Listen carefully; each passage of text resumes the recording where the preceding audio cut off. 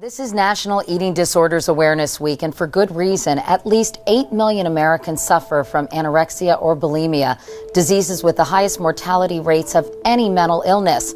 20% of people with anorexia will die prematurely. Silently taking more lives than many other mental illnesses out there. Pados, a CMU student from Holland, died in September because of bulimia and eating disorders. I am the psychiatric social worker here for Soma Biotech.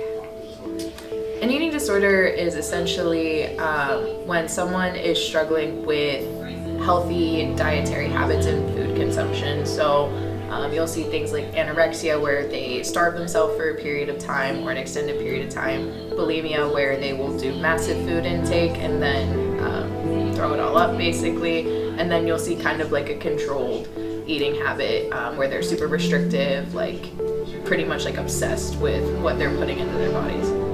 Eating disorders affect your mental health because, well, one, we know that we are a whole person, right? So we know that everything is interconnected. Our physical health impacts our mental health. So if you're not taking care of yourself physically, you're already depriving your brain and your body from those nutrients that you need to operate at, like, you know, the best version of yourself.